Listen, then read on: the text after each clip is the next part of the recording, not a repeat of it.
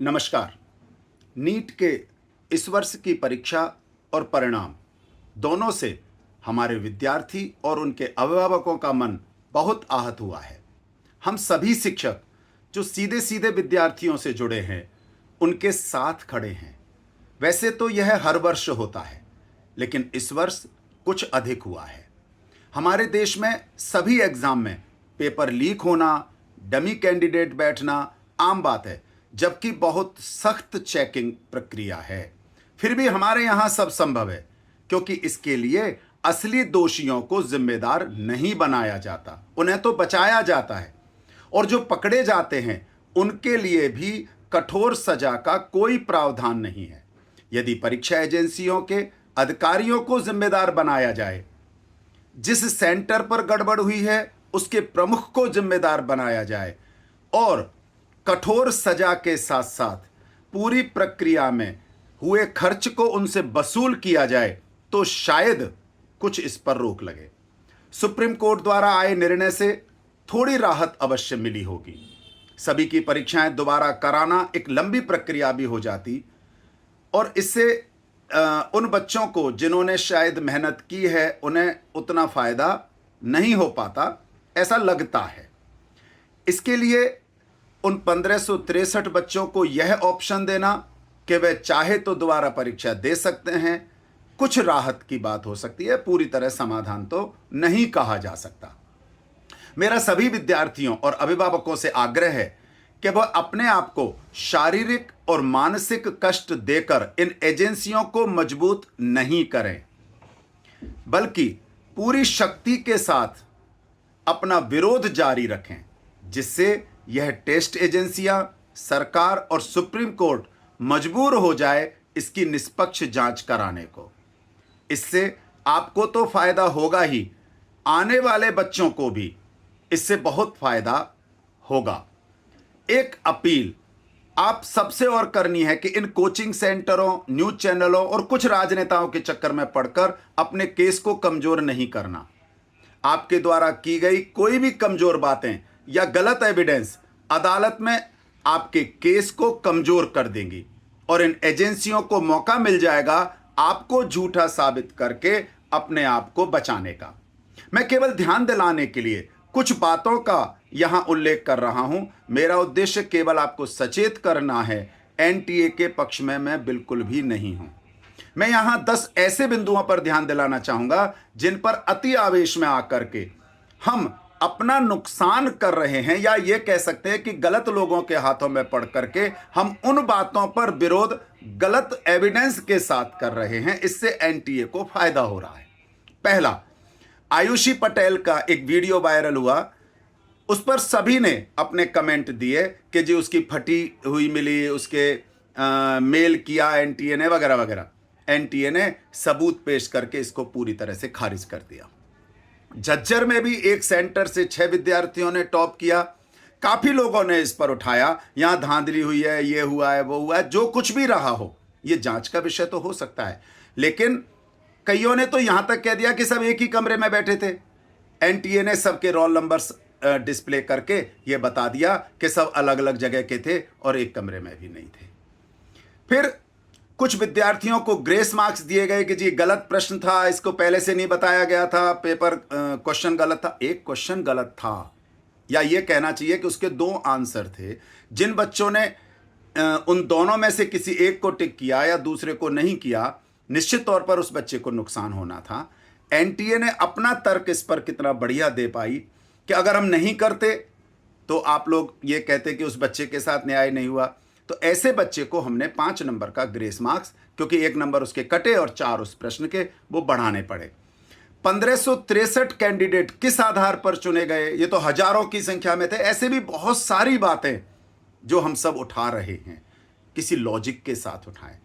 NTA ने अपना logic दिया और उन्होंने बताया कि हमने जो सीसीटीवी थी उसके सर्विलेंस से हर बच्चे की जांच की और हमने ये देखा कि जिनको गलत पेपर दे दिया गया या किसी भी कारण से उनको पेपर देर से मिला, ऐसे एक एक बच्चे की हमने जांच की।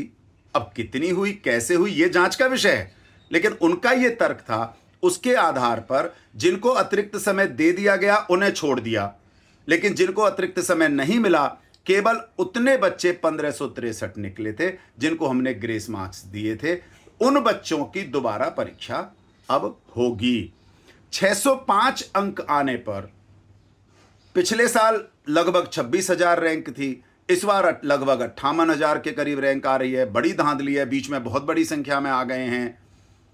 ये सारे प्रश्न उठाना जायज है, गलत नहीं है, लेकिन इस पर भी जांच की जरूरत तो है, लेकिन विरोध के तरीके से किया जाए।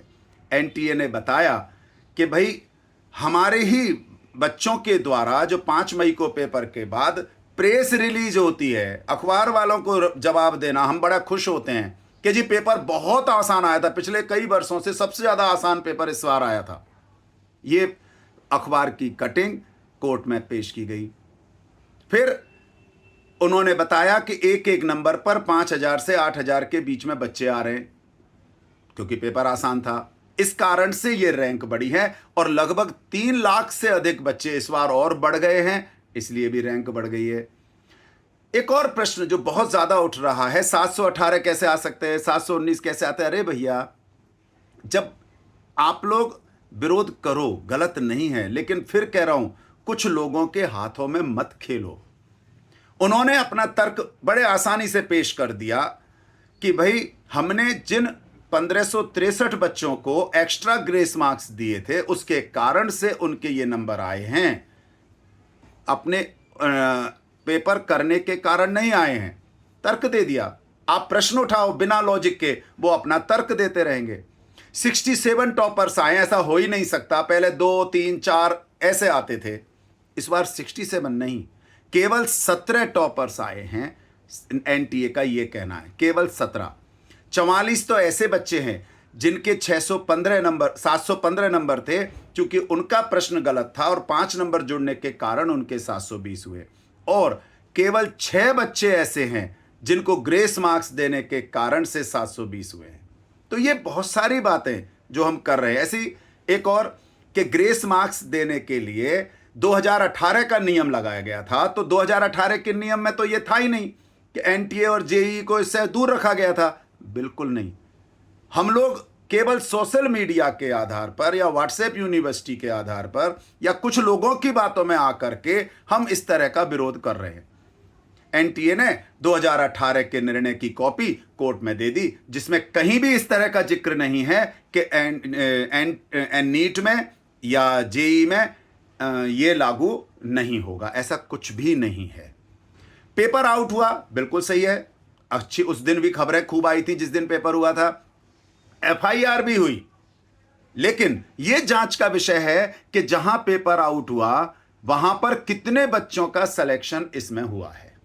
क्योंकि जिस बच्चे ने ये एफआईआर, जिस बच्चे के नाम से ये एफआईआर हुई और जिसने ये कहा कि एक रात पहले हमें सारा उत्तर रटा दिया गया था, उस बच्चे के सिर्फ 328 के लगभग नंबर आए हैं। तो फिर कहां से उसने रट करके नंबर इतने से रह गए उसके। इसी प्रकार से एक और बात कि जी 4 जून को रिजल्ट इसलिए निकाल दिया गया जिससे कि उस दिन लोकसभा के परिणाम आ रहे हैं, तो आसानी हो जाएगी और बवाल भी नहीं मचेगा और ये सब धांधली छुप जाएगी। कहां छुपी? कहीं भी नहीं छुपी। और हमने इस विषय को इतना स्ट्रांगली उठा लिया कि एनटीए ने बड़ी सफाई से बच गई और उन्होंने कह दिया कि जी हमने तो जो 12 जून थी वो 12 जून तक देना था, 12 जून से पहले ही तो दिया है, बाद में थोड़ी दिया है हमने। और पहले इसलिए दिया जिससे कि सारी प्रक्रिया आसानी से संभव हो जाए, समय पर हो जाए। मैं केवल एक बात कि उपरोक्त इन 10 प्रमुख बातों में केवल एक बात आपसे कहना है कि ये सभी विषय निष्पक्ष जांच के हैं। इन बातों पर अपनी कोई भी बात गलत तरीके से नहीं करें जिससे कि हम कमजोर पड़ जाएं। अपना विरोध लगातार जारी रखें, अदालतों पर पूरा विश्वास रखें, तो निश्चित तौर पर हमें सफलता मिलेगी। एक बार पुनः आप सभी को मेरी शुभकामनाएं हैं और उम्मीद है कि न्याय अवश्य मिलेगा। बहुत बहुत धन्यवाद।